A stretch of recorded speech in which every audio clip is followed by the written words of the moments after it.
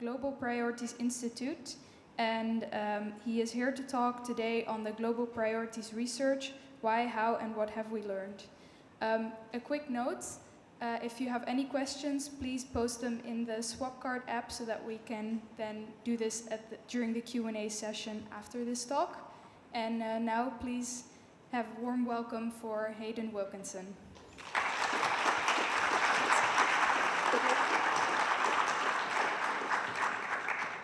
Thank you, Vila, for the kind introduction, and thanks everyone for coming. Today I'm going to be talking about a cause area that I work in, one that I think may be particularly impactful, global priorities research, as well as a couple of key findings so far in the field. So first off, what is global priorities research? Here's the definition that 80,000 Hours uses. It's the rigorous study of what the most important global problems are, how we should compare them to each other, and what kinds of interventions best address them. And here's the definition we use at the Global Priorities Institute. It's research into issues that arise when we're figuring out what should we do with a given amount of limited resources like our time, our money, our energy, if our aim is to do the most good. By either definition, it includes very applied research, like the work done by, say, GiveWell and animal charity evaluators in evaluating different specific interventions in, say, global health, development, animal welfare. But it also includes work on more fundamental abstract questions, such as on what criteria should we even compare interventions in the first place? How should we evaluate evidence for a particular intervention's effects? And what outcomes even count as good? Where I work at GPI, we're especially focused on the fundamental side of global priorities research, which will be the main focus of my talk, but that's not the end-all and be-all of GPR. Okay. But here's a question you might have straight away when considering this as a cause area, and especially something that you might want to work on yourself. Why do we need more research? We've already found great opportunities to do good, for example, pandemic prevention work, anti-malarial bed nets, abolishing factory farms, all sorts of good things. Cool. So why shouldn't we just do those things? Just do the high-impact interventions that we already know about? What's the point in spending more time and more money and work thinking about what to do, or thinking about exactly how impactful those things are? Especially when resources spent on research are resources that don't get spent on just going out and saving lives. This is something I worry about myself, but I think there is a pretty good case for global priorities research, even the more fundamental side of it, also being a highly impactful use of our resources. So the basic reason for that is that we might currently be wrong about which causes have the most impact, or about whether those impacts are positive or perhaps negative. We might be very, very wrong about those things. So for now, just looking at applied research, here's a graph of the cost effectiveness of interventions in global health. On the horizontal axis, long ways, is how much impact the intervention has on health, here using the metric of disability-adjusted life years, but it's about the same. It's the same pattern if you're looking at lives saved and things like that. And on the vertical axis, up and down, is how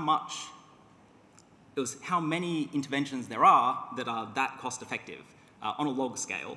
So basically that peak at 0 is actually much, much higher than it looks here. The vertical scale is kind of squished down. As you can see, just on this graph, most interventions have very little impact per $1,000 spent. So if you just pick a global health intervention at random, you'd almost certainly miss out on almost all of the potential impact. The median, in fact, is 5 disability-adjusted life years per $1,000, which is close to 1% as cost-effective as the very best things. So, yeah, given this pattern of some interventions being vastly more effective than others, we shouldn't be very surprised if there are others out there that we haven't yet identified that are vastly more effective still than the ones we currently know about. So even if you're pretty sure that we found the most effective things, perhaps that's giving people anti-malarial bed nets to prevent malaria. If you're not quite certain in that, it can still be really valuable to look into other interventions that might be even better, if there are any that you can identify. Even a small chance of identifying such an intervention, if it brings about if that intervention, when you find it, would be 10 times more impactful again than the very best thing we have now, then that's really valuable to identify. And a lot of global priorities research, such as that done by GiveWell, aims to do exactly that. Find these new interventions which are many times better than our best options now. So that's the case for global priorities research that's very applied, like figuring out the cost effectiveness of interventions and finding new ones. But what about the more fundamental research, where the case seems a little bit shakier? So doing more research in fields like philosophy, as GPI does, you might wonder, how could that be high impact? Well, consider a fundamental question whose answer could completely reverse what we should be doing. Do future lives matter morally, or at least as much as present ones do? By which I mean, do we have moral reasons to help improve someone's life in the future as strong as our reasons to help someone by the same amount in the present? But like basically what it says there. So you might be uncertain about the answer to this, whether future lives matter. In your uncertainty, whatever probability you currently place on whether future lives matter, you face a decision like this. So you've got at least two options, probably many, many more, but we can compare just these two options. Save lives from malaria or do something that benefits the future, perhaps preventing some horrible totalitarian state from arising or preventing a nasty pandemic. And there are two possibilities. One, future lives don't matter. If that's the case, then saving lives from malaria has a nice solid benefit, one life saved or whatever it might be. And preventing the future catastrophe has no moral benefit because, well, actually, those lives don't matter, if that's the case. Second possibility, future lives do matter. If so, saving lives from malaria is still good, but preventing future catastrophe is amazing because there's a lot more lives at stake. And in this possibility, in this column, that's something that matters. Okay. But in reality, you have another option. Before you choose, you go and do some research. Or if you're thinking of the EA movement as a whole, deciding between these cause areas, we have another option of doing some research before we settle on malaria or future catastrophe. And suppose here that the research costs, you can answer this question for 1/10 of the total amount of money or resources you have to devote to this stuff. So if future lives don't matter and you discover this, then you spent 1/10 of your resources. You can still spend 90% of your resources on what is then best, which is saving lives from malaria, and you get 0.9 or 90% of the benefit of if you just save those lives from malaria in the first place. If future lives do matter, and you find that out, then you would then give that money to the, say, Pandemic Preparedness Initiative, and you would get 90% of the benefit of if you'd prevented the future catastrophe with all your money. I'm just making this case up, but if we take the numbers for granted. And that option looks a fair bit better than the other two, depending on how kind of risk-averse you are.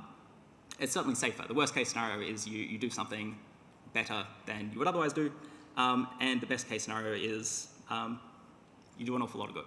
Okay. Yes.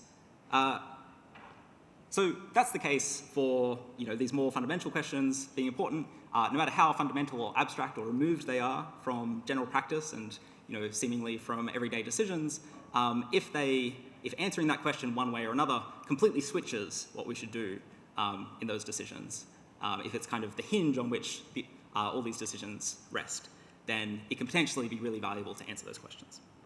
Okay. So So given that, in theory, research in this area can be high impact, how can we identify which research questions are the high impact ones? They're not all high impact. Like, not every question in philosophy is a good one. I won't single out bad examples. But some of them will be much better than others, and we would rather do those ones than the not so useful ones. So to do this, we could use basically the same method that many EAs use to evaluate causes elsewhere. So we assess the importance, the tractability, and the neglectedness of research questions. Here, the importance is how important it is to answer that question or make progress on it if you don't think you're going to answer it in its entirety. Tractability, how easy it is to do the analysis and actually reach an answer. And neglectedness, how much attention, work, resources other researchers have already put into it or will put into it in future, perhaps. Okay. In particular, when we're measuring the importance, I think we can kind of narrow it down further to what we want to find. So I think an appropriate measure of importance for research questions is the expected value of information, which is taken largely from a concept in decision theory and economics. So it's basically how likely it is that answering the question changes which option is better in the real-world decisions that people are making, like in the previous slide, choosing between malaria and pandemics. How likely is it that answering the question you started with will actually change your decision there? How much better would it be if you landed on your new answer? If answering the question would make it very likely that you would then switch to the other topic, or the other option, but even then that other option is only slightly better, then there wasn't so much point in spending some resources doing the research. We also want to weight that by, in expectation, how many times that decision gets made by other agents, specifically agents who will listen to you. So if the effective altruism movement didn't exist and no one listened to philosophers about how we should try and help others, then lots of research on these topics wouldn't be so high in expected value of information, because if no one's going to listen to the research findings, no one's going to change their decisions based on them, then there wasn't much value in doing the research. But now it seems that there are at least this many people who are at least minimally interested in the answers to these research questions. So that makes my job more worthwhile. But it also means that doing this sort of research can be more impactful. Okay. So how about some examples of research that does well in this kind of framework? Well, one example of a question in philosophy specifically that I think has really, really high value of information and is both tractable and neglected is whether long-termism is true. What's long-termism? Well, it's the idea that in the most important decision situations we face today, which options are best. And by best, I mean, once we've taken into account an uncertainty, it's not how it actually turns out, but it's how it looks now, given that we're facing risk. So best in that sense. Which options are best is mainly determined by the effects of those options on the very long-run future, rather than, say, the short-term effects within our lifetimes. Also, by most decisions, or most important decisions here, that could just mean deciding where to donate or deciding which careers to take up. Those might, in many of our lives, those will be the most important decisions we ever make. Long-termism, or the rest of the statement of long-termism, it may not be the case for all kinds of decisions, like deciding whether to have kids. That might not be, long-termism doesn't have to say anything about that for it to be true. Or decisions where we're deciding whether to make great sacrifices. If you could say, like, push someone onto a trolley track in order to save the entire future of humanity, long-termism can be true without you being morally required to push anyone onto trolley tracks.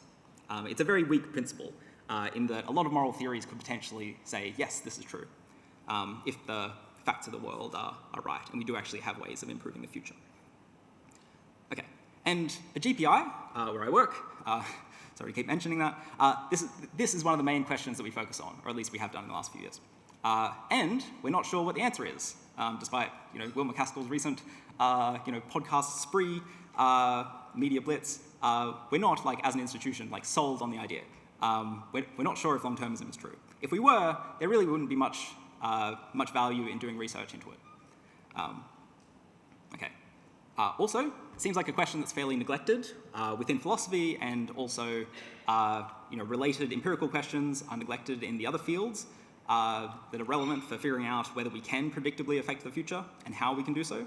It's a question that's fairly tractable, we found, within philosophy, and so are the many related empirical questions in other fields, especially economics and psychology and history. And it's important. It's very high value of information. Whether long-termism is true could completely reverse what we should be doing as effective altruists who are trying to just use our resources to do as much good as possible. And there are lots of real-world decision makers out there with lots of resources, like the EA community and these big foundations, who care about this question and are likely to act on research findings.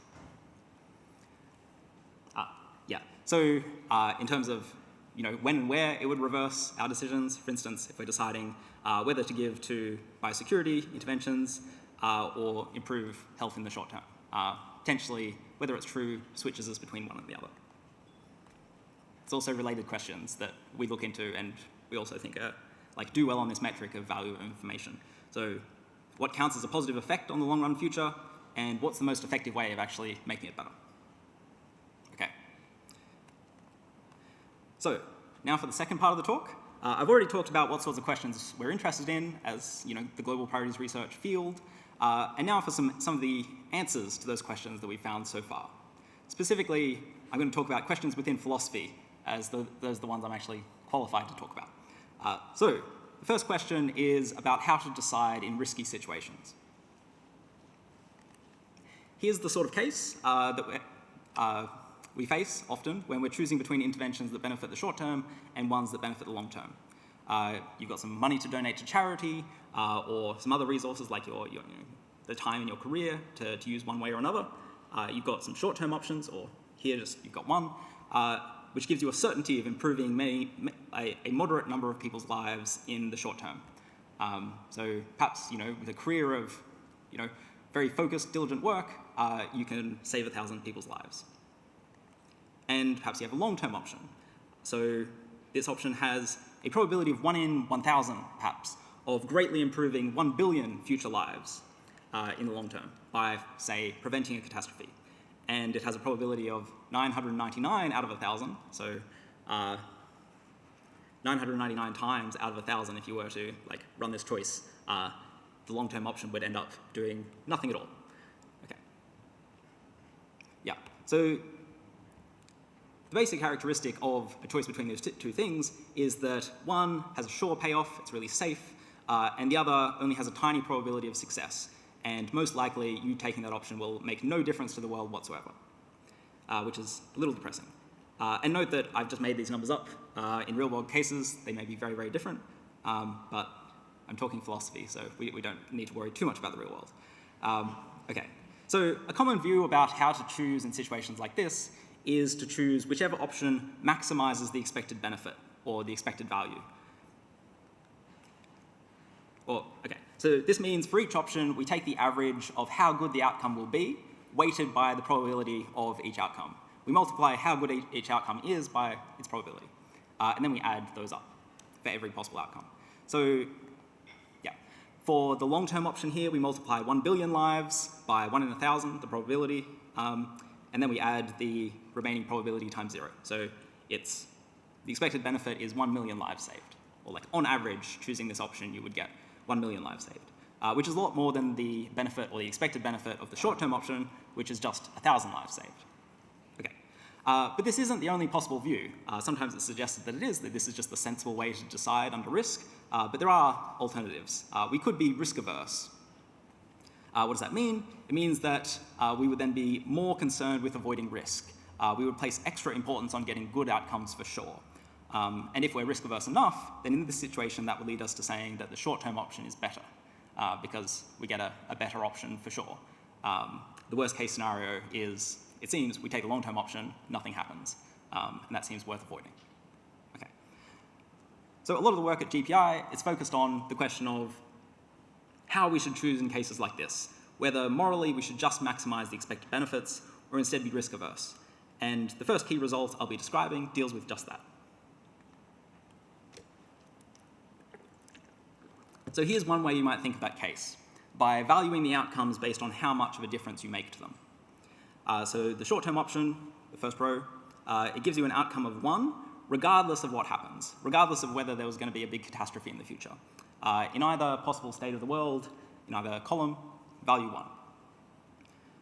And the long-term option, if no catastrophe were to happen, then you make no difference. So we'll call that value 0. And if the catastrophe was going to happen, then you prevent it because you took the long-term option, and you then make an enormous difference. And put this way, yeah, it seems like the short-term option is a lot safer. And if you're risk-averse enough, it seems like you should go for the short-term option. But this isn't the only way to look at these two options. In terms of how good, instead of looking at the difference you make, you could look at how good each outcome is as a whole. Like this.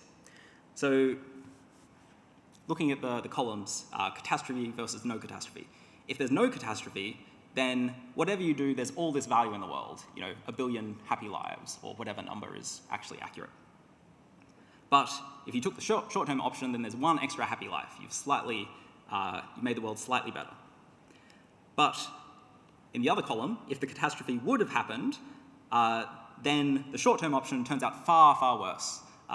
There's one happy life, plus whatever else is in the world, but you miss out on those like billion future happy lives. And meanwhile, the long-term option turns out quite nicely. Like you've still protected the future, everything's okay. Except for the one person who died of malaria. Okay. So the worst case scenario now is you choose the short-term option and there was a catastrophe. Like that's far worse than anything else in that table in terms of how good the world as a whole is. So looking at the case in this way, in terms of how good the world is, that short-term option is suddenly looks a whole lot riskier. So being risk-averse in this sense, in terms of how good the world is, would make us go for the long-term option even harder. It looks even better than it did before for someone who wants to like maximize the expected benefit.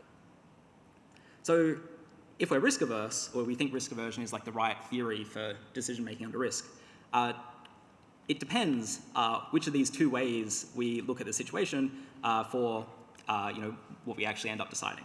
So which is the right way to look at it? It turns out there's some pretty good reasons for thinking that the second way is a more rational way to do it. So one reason is this. Consider this hypothetical case. There's a coin flip, a perfectly fair coin flip, and you can choose to do any of three things. If you do nothing, or you can do nothing, you can do A, or you can do B. If you do nothing, the value in the world will either be 1 or 0, depending on how the coin flip goes. If you do A, the value becomes 2 or 1, and if you do B, it becomes 1 or 2. But A and B are kind of swapped around to go with different sides of the coin, like which outcome has 1 and which has 2. And looking at it this way, A and B seem equally good. They give us exactly the same values of the world with exactly the same probabilities. The only difference is which side of the coin each outcome is associated with. Like there seems to be no difference between the two. We should treat them as equally good. That seems rational. But what if we look at this case based on the difference you make compared to doing nothing? Then you have this. Do A, and you make a difference of 1 either way, because it's 1 better than doing nothing. And if you do B, you make a difference of 0 or 2, since that's what we get if we take the difference between B's values below and the do nothing option. And then B looks a lot riskier than A. A guarantees value 1, while B risks value 0 for this extra chance at value 2. So looking at the gamble in this way at the top, in terms of the difference you make, risk aversion would lead us to prefer A over B. But this way of looking at the situation seems wrong. When A and B are exactly the same gamble with exactly the same outcomes, just swapping around which side of the coin is associated with what, it just doesn't seem plausible that either of them is better than the other. And so analyzing these situations just in terms of the difference you make must be a mistake. Okay. But maybe this isn't so surprising. So consider a case of preventing catastrophe in another setting, a more personal one. So suppose your house has a probability 1 in 10 of burning down in future at some point, because fires happen. And you can choose now whether to buy a fire extinguisher or to and thereby completely prevent your house from ever burning down. If you buy the fire extinguisher, there's a probability of 9 in 10 that your purchase will make no difference, because there was never going to be a fire. And there's a probability of 1 in 10 that, good thing you bought it, like your house was going to burn down and now it doesn't. So probability of 1 in 10 that buying the fire extinguisher made a big difference. Alternatively, you could spend your money on pizza, forget about fire safety, and just have some nice pizza today. If you do so, then you have a certainty of making a difference. You're going to be happier today, and there's no risk that your money will have gone to waste. Okay, so put this way, it seems like, or put this way, it is the case that buying the extinguisher is the riskier option, that it's safer in terms of risk to buy the pizza. Well, buying the extinguisher is the riskier option, yeah. And supposing that you'd enjoy that pizza, say, like anywhere near maybe 1/10 as much as you'd enjoy still having the house, then being risk-averse about how much of a difference you would make pushes you towards buying the pizza, not safeguarding your home. But in this case, we have a good intuitive sense about what's rational to do and what someone who's averse to risk to do, what someone who is averse to risk should do. They should buy the fire extinguisher. That's the rational sort of risk aversion that we had in mind, I would think. And this is what we get if we frame the situation in the other way, in terms of how good the world is. In terms of this, it's far less risky to buy the extinguisher. it's safer because you're protecting, what actually matters. You're avoiding the real worst case scenario, not the worst case scenario of, your money going to waste. Yeah.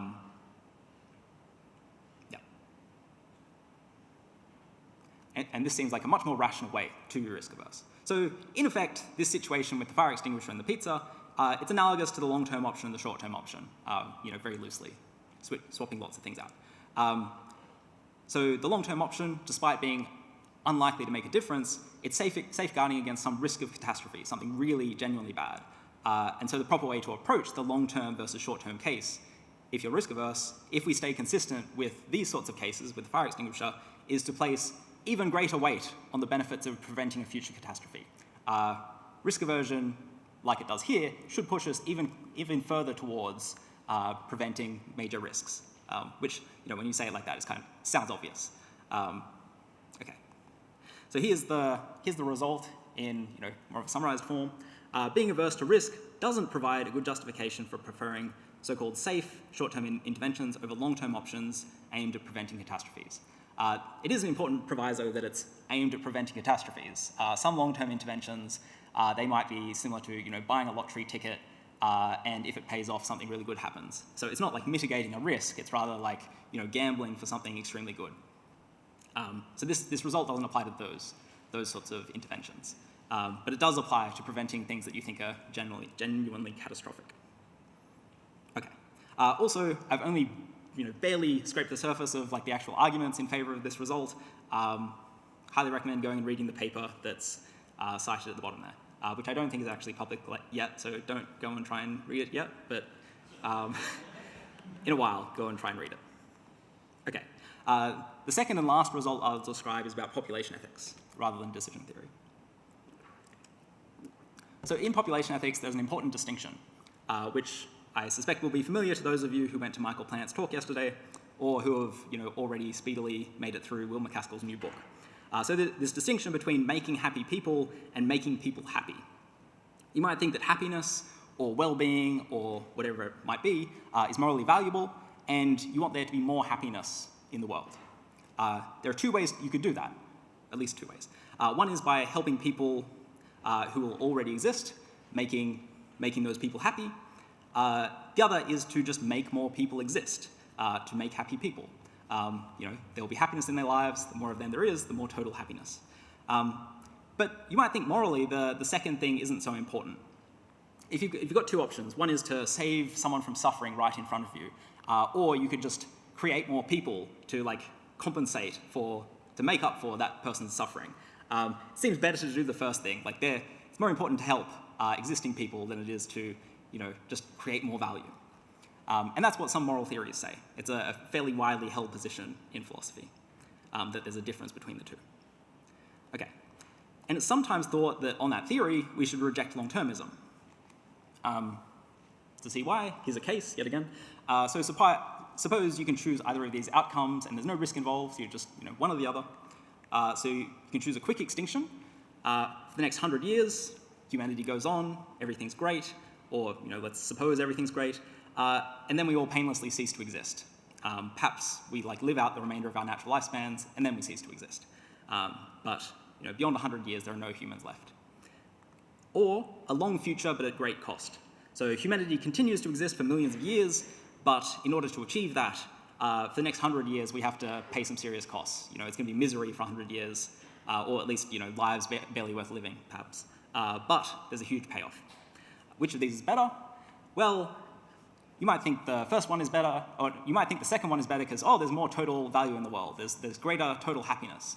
But many philosophers would say that's a mistake, or at least some views disagree with that, and say that actually the first thing is better because the only difference, or the only benefit of the long future over the quick extinction is that it's got more people in it.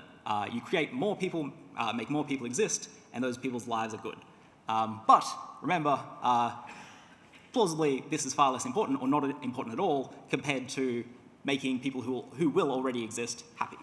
So if we can only do that at the expense of making people for the next 100 years miserable, then we shouldn't do it, such views would say. Or at least it's not better to do it. Okay. Yeah, so thinking that it's not good to make happy people, that seems to make extinction risks less important. but it doesn't automatically undermine long-termism. After all, you can improve future people's lives in many other ways. You can improve people's quality of life if we don't go extinct. So here's another case. Suppose you can choose, again, either outcome risk-free. One is great present, okay future, as against okay present, great future.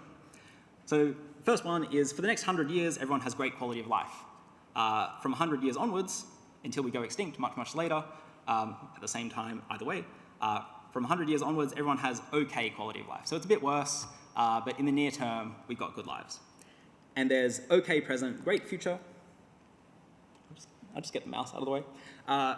So okay present, great future gives us 100 years of okay quality of life, like we need to pay some slight costs, maybe stop burning fossil fuels or something. And from 100 years onwards, everyone has great quality of life. We achieve utopia, or we just make people's lives far more satisfying, far happier. But as a result, the identities of everyone who exists are changed. So for those of you who've already read Will's book, there's probably a familiar point. But basically, whenever we make large-scale changes to the world, we end up changing the identities of many, if not all, future people from some point onwards. This is because human identities are at least partly dependent on our individual genetics, and it's really fragile changing which human or which set of genetics gets conceived. If you go outside and you hold up traffic for a moment, or you pause traffic throughout the city for 30 seconds, then as long as one person in all of Berlin was driving home to conceive a child that night, and as a result that conception happens 30 seconds later, well, it's going to be a different one of the 2 million sperm that reached the egg first, and so someone with different genetics, roughly as different as from one sibling to another in any given family. And that person's going to live a different life, they'll make different decisions, have different traits, and the entire future will go differently. But, importantly, they'll be different people. Okay, so here's the second way that you might want to improve the future as a long-termist, not reducing extinction risk, but improving quality of life. But there's the side effect that if you do so, you're changing the identities of people.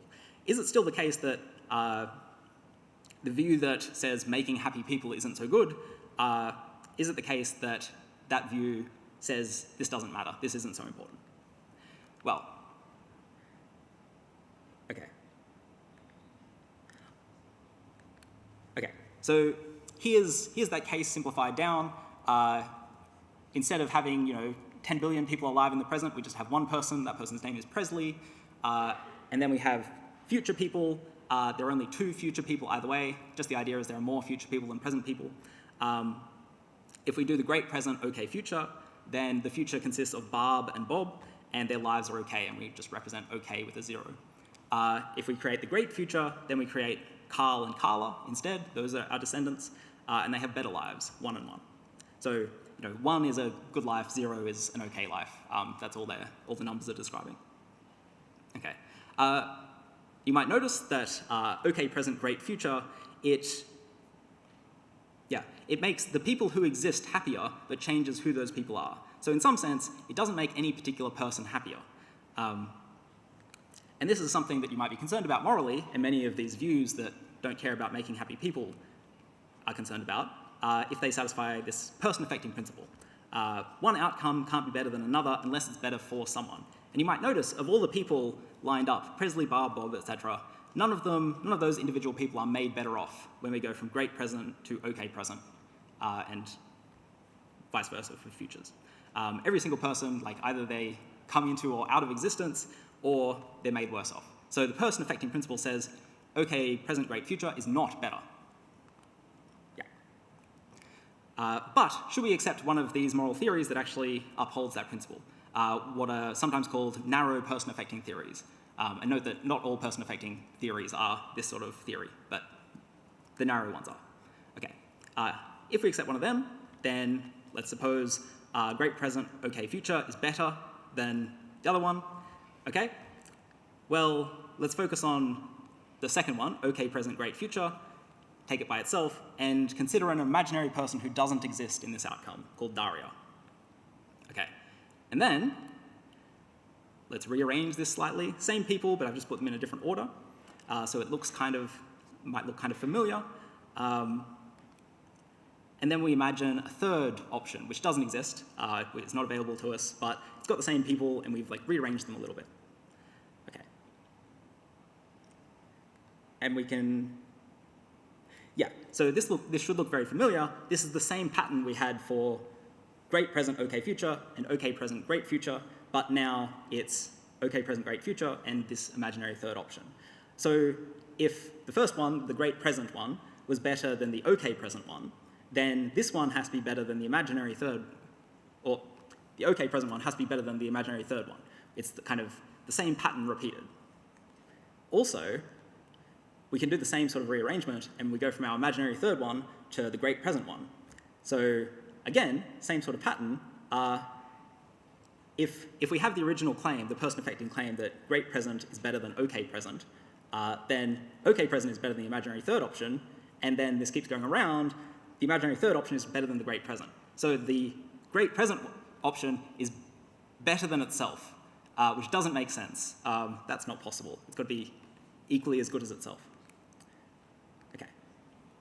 So that's the problem. What? Something's better than itself? That seems irrational.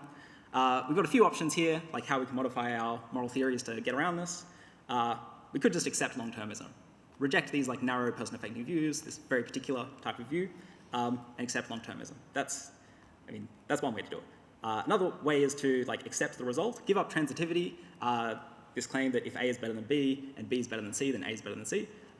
Well, we can take these things separately, but there doesn't have to be, they don't have to kind of connect and give you a coherent chain of preferences. You can also give up comparing the two options at all, but that means giving up comparing any options at all in practice ever, which seems a bit, equally absurd morally. Okay, so wrapping up, key result 2, a key moral premise of long-termism can be avoided, or basically, the case before of like okay present versus great present and the futures.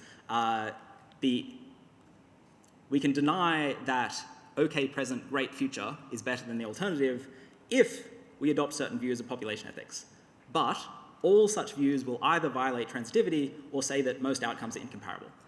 So like these theories just tell us nothing in practice, and so they seem likely to be wrong. So that's might make you more confident in long-termism, or might make you less confident because now you have like certain theories you can point to and say, actually, yes, they do escape long-termism. So take it as you will. And I'm going to skip over that, and anyone who's like interested in like the sort of work we do at GPI and interested in a job, come talk to me in my office hours. The end. Thank you.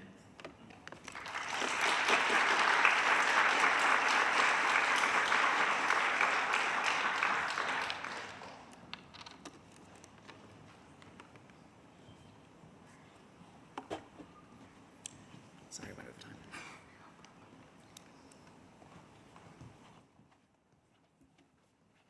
So I saw during the session that you had some great questions for Hayden.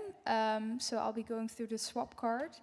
The first question is, do you think the question is long-termism true is actually answerable? And what, if anything, could convince you that it isn't? Yes. As for what would convince me that it isn't, a really strong, compelling philosophical argument for particular views that deny long-termism or are incompatible with it. Alternatively, empirical work that shows that all the ways we have so far thought of ways we've thought of to predictably improve the long-term future, that actually they don't predictably improve the long-term future. If, for instance, it was demonstrated that AI technologies just couldn't reach human-level intelligence somehow. I'm not sure like how it would be possible to prove that, but computer scientists would have a better idea than me. That would chip away at the case for long-termism.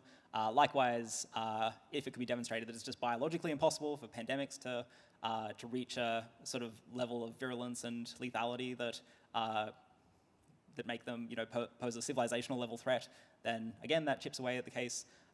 And likewise, if you had empirical arguments or kind of empirical proof of some form showing that other interventions didn't do so well, like institutional design or like improving just economic growth or what have you. Okay, thank you. Another question was the value, or it has a bit of an introduction.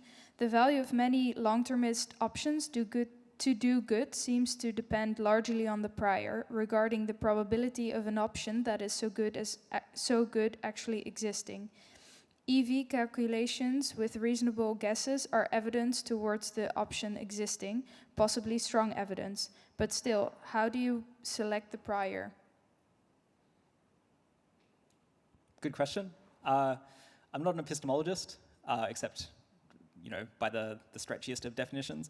So I'm not in a great place to answer this. Yeah, it's a generally recognized problem that selecting prior probabilities for, possible ways the world could be, that it's unclear how we would choose rigorous ones and then, learn from our evidence in a way and end up with specific probabilities that are the right probabilities. If you think that the relevant, so there's a philosophical question here as to which probabilities are the relevant ones, and there's a few different sorts of probabilities. One is the actual physical probability of something happening out in the world, if you roll a die, maybe the physical probability of getting a 6 is 1 in 6, and the physical probability of a particular quantum measurement of some particle or something is whatever probability that is by physical laws. And then there's probabilities that are entirely dependent on what we believe. So, if someone believed that the die had 5 sides or something, they might think that the probability of a 6 is 1 in 5. That would be a strange thing to believe. But if someone believed that, then they have their probability. They don't need to have done updating from a prior. They just have their own prior. They have their own probability. If you think those are the morally relevant probabilities, then job done. You just use those. If you have if you think those are the relevant probabilities and you think there's such and such probability of AI catastrophe and some probability of you being able to stop that, then you're already sold on long-termism, I guess. But it largely comes down to what sort of probability you're using. The third one, which the Bayesian prior issue is a real problem for, is using evidential probabilities, which are whatever probabilities the evidence gives you. And yeah, regardless of what you actually believe, if you could process all the scientific evidence available to you, what probability would you end up with if you were a perfect Turing machine or something? And yeah, it's a hard problem. I guess in some cases there are like partial solutions to this. There are like some suggestions of appropriate priors for different possibilities. Like if you were to guess, the density of the solar system, like you use a particular sort of prior. But I'm not particularly well placed to like actually answer this. Sorry. Okay, and then I think one or two more questions, depending on how long you take answering them. Long-termism could be true, but irrelevant to decision-making if the future is unpredictable. So how confident are we in our ability to assign probabilities to future outcomes? So I think long-termism wouldn't be true if the future was sufficiently unpredictable. If the future was unpredictable such that we had no idea about the effects of any of our actions, not just that we were uncertain about them, that there was some risk involved, but that we actually just had no idea. And so every option we took, or every possible action available to us, they produce the same gamble over different possible futures. Then those futures are just equally good, at least in terms of how good they are taking into account your uncertainty or taking into account the risk. So yeah, then long-termism would just be false, I think. You could like have a very particular sort of moral view that doesn't care about risk and is actually looking at how good the outcome is. But yeah, that's a fairly rare moral view. It's got a bunch of problems. Long-termism would be false, would be my takeaway from that situation. Okay, thank you. Then I think that is all our time we have. So thank you so much for listening. And there will be a further Q&A session, like office hours at 5 o'clock in the Newton Hall at the office hours area. So you can talk further there. Thanks so much. Thank you.